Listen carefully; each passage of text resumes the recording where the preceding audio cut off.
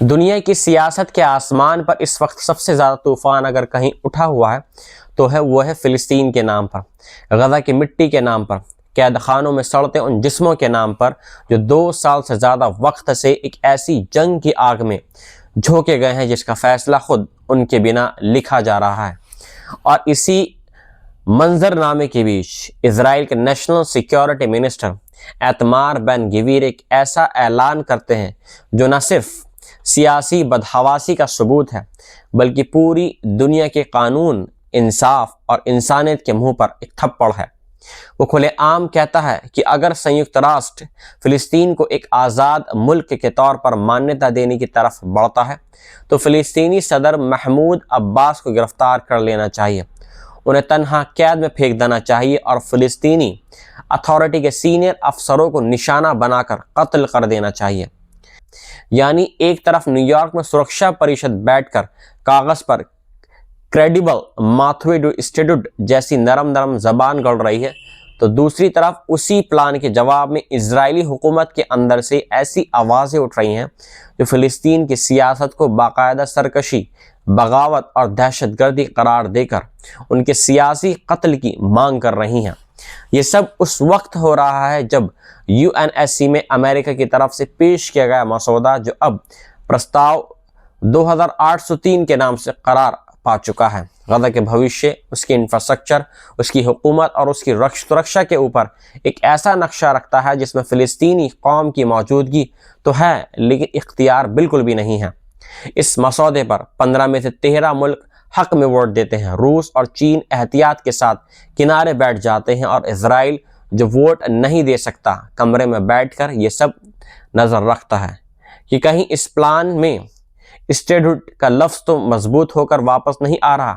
آخری وقت میں نتنیاہو کی حکومت امریکہ پر دباؤ ڈالتی ہے کہ اسٹیٹ یا سیلف ڈٹرمینیشن جیسے لفظ ہٹائے جائیں، لیکن ٹرمپ پرشاسن جو باہر سے اسرائیل کا سب سے بڑا ہمدرد نظر آتا ہے، اندر سے اپنے مسلمان حلفاء یعنی سعودی، UAE، قطر، مصر، ترکی، انڈونیشیا، پاکستان، جارڈن کو رضامند رکھنے کے لیے کم سے کم اتنا کر دیتا ہے کہ ریزولوشن میں یہ ایک لائن جوڑ دی جاتی ہے کہ شاید وہ حالات پیدا ہو سکیں جب فلسطینی خود مختاری اور ریاستی حیثیت کی طرف ایک بھروسے مند راستہ کھلے۔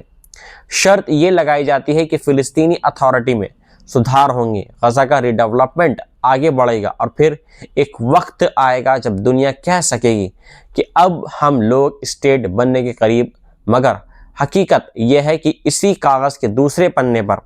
غزہ کے لیے جو انتظام لکھا گیا ہے وہ فلسطینی قوم کو اپنے ہی گھر میں مزدور بنا دینے کا ایک پلان ہے۔ ایک انٹرنیشنل اسٹیبلائزیشن فورس، ایک بورڈ آف پیس جس کی صدارت خود ٹرمپ کے ہاتھ میں ہوگی، ایک ایسی طاقت جو نہ تو UN کے سیکرٹری جنرل کو جواب دہ ہے نہ فلسطین کی زمین پر رہنے والوں کو، بلکہ سیدھے واشنگٹن، تیل اویو اور ان کے چنے ہوئے حلفاء کے حکم کی پابند ہے۔ یہی وجہ ہے کہ فلسطینی تحریکوں، ڈائسپورا نیٹ ورکس اور قومی سوروں نے اس پلان کو ایک آواز سے نیا استعمار یعنی ایک نئی اپنیویشک حکمت عمل کہا ہے۔ National commission for popular action, جس میں باہر بسے فلسطینیوں کے اہم اتحاد شامل ہیں، صاف کہتا ہے کہ غزہ پر باہر سے کوئی حکومت تھوپنے کی کوشش دراصل فلسطین کی خود مختاری کے حق کو روندنے کے برابر ہے۔ یہ اسی پرانے قبضے کا نیا لیبل ہے اور یہ وہ کوشش ہے جو انٹرنیشنل اسٹیبلائزیشن اور پیس بورڈ جیسے خوبصورت لفظوں میں چھپا کر اس قوم کی گردن پر ڈالی جا رہی ہے جس نے 75 سال سے زیادہ وقت سے صرف ایک چیز مانگی ہے، اپنا وجود، اپنا قانون، اپنا آسمان۔ دوسری طرف لا فار فلسطین جیسے غیر سرکاری اداروں کی رپورٹ کہتی ہے کہ یہ جو بورڈ آف پیس ہے یہ اصل میں ایک ایسی نگرانی کمیٹی ہے جو نہ تو قبضے کو ختم کرتی ہے نہ ہی فلسطینیوں کے ضرم حق خود مختاری کو مانتی ہے، بلکہ الٹا یہ کوشش کرتی ہے کہ انترراشٹریہ مدد بھی ان کے ہاتھ سے نکال کر اپنے کنٹرول میں رکھی جائے، جیسے فلسطینی عوام کوئی نابالغ قوم ہو، جیسے وصیت، ٹرسٹی اور ٹیوٹر کی ضرورت ہو، جبکہ UN کی پرانی قراردادیں کہہ رہی ہیں کہ یہ قوم اپنے گھر کی مالک خود ہیں۔ اس سیاسی ناٹک کے ساتھ ساتھ غزہ کے اندر اور اسرائیل کی جیلوں میں جو کچھ چل رہا ہے وہ کسی بھی کاغذی پیس پلان کے نقشے کو پھاڑ کر ردی کی ٹوکری میں پھینک دینے کے لیے کافی ہے۔ فیڈریشن فار ہیومن رائٹس اسرائیل یعنی PHRI کی تازہ رپورٹ بتاتی ہے کہ اکتوبر 2023 کے بعد سے کم 98 فلسطینی قیدی اسرائیلی حراست میں جان سے ہاتھ دھو بیٹھے ہیں، اور یہ وہ نمبر ہے جو وہ کہہ رہے ہیں کہ کم سے کم اصل تعداد اس سے کہیں زیادہ ہو سکتی ہے،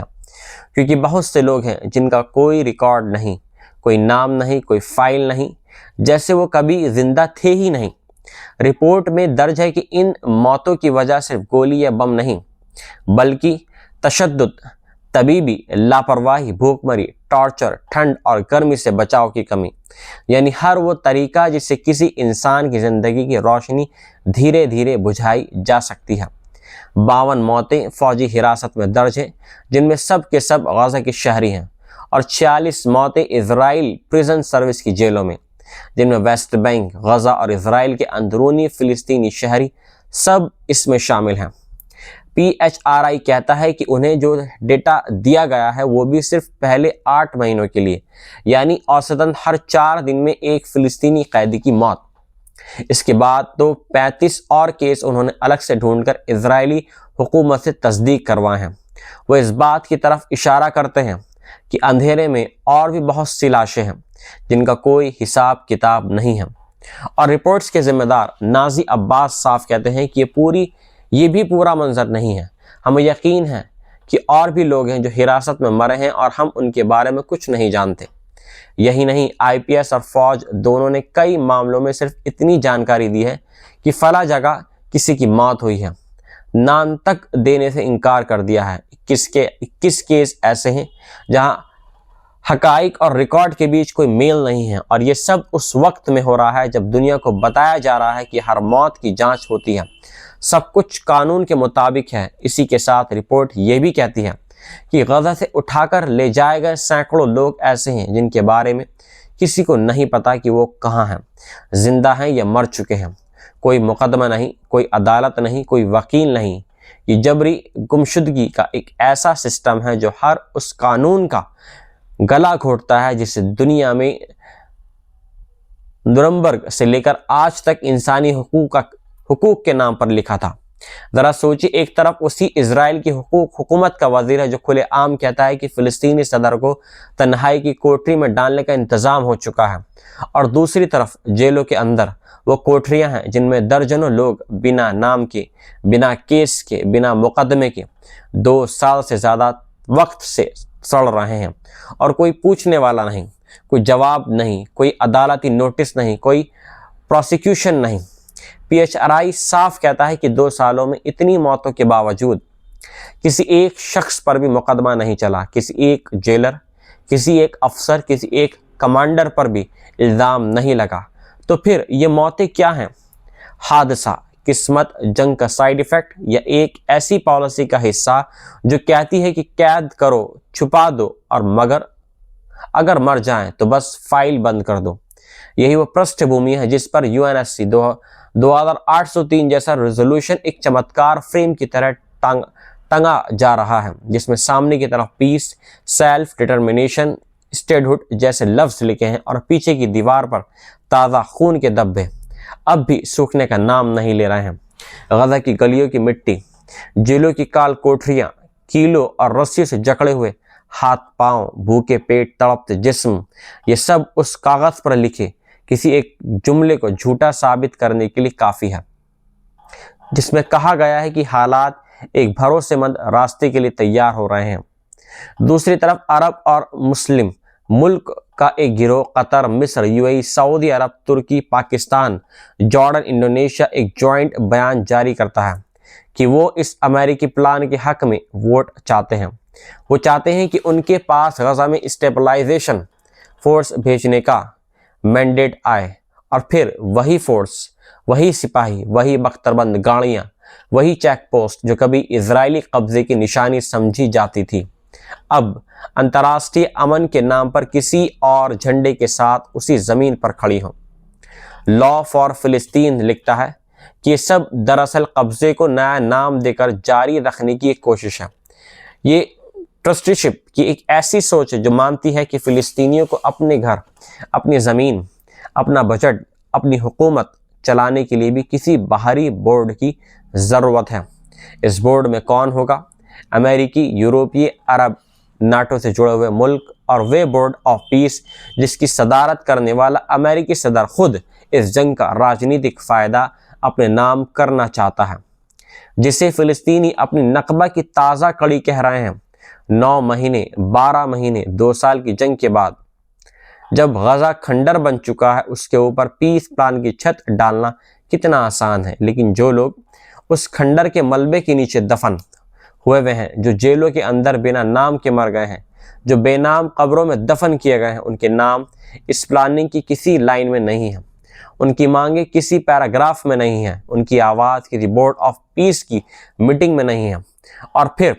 اس سب کے اوپر ایک اور آئرنی، ایک اور طنز تاریخ کہ وہی ٹرمپ پرشاسن جو کبھی یو این او کو بیکار کلب کہتا تھا، آج اسی یو این کی چھت کے نیچے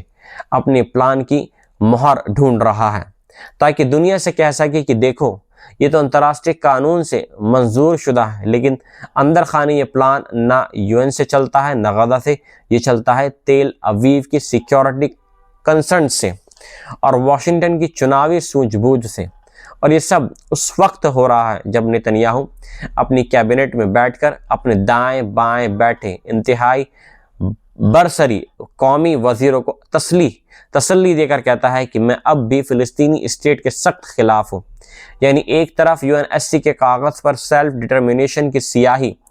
سونگنے بھی نہیں پاتی، اور دوسری طرف بیت المقدس میں بیٹھی حکومت یہ اعلان کر رہی ہے کہ اس کاغذ کی کوئی پریکٹیکلی اہمیت نہیں، ہم نہ جیتی جنگ ہاریں گے، نہ اپنے بسائے ہوئے بستیوں کو پیچھے ہٹائیں گے۔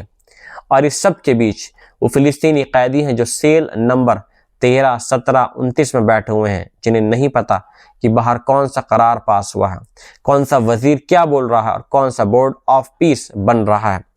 انہیں صرف اتنا معلوم ہے کہ رات کو جب بتیاں بند ہوتی ہیں تو ان کی پسلیوں میں درد کیوں اٹھتا ہے،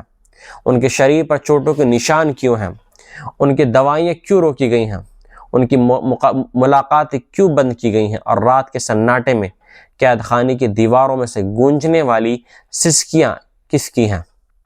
وہ سسکیاں شاید انہیں بتا رہی ہیں کہ انترراشٹریہ قانون نام کی کتابوں میں جو کچھ لکھا ہے وہ اس لوہے کی سلاخوں کے اس طرف لاگو نہیں ہوتا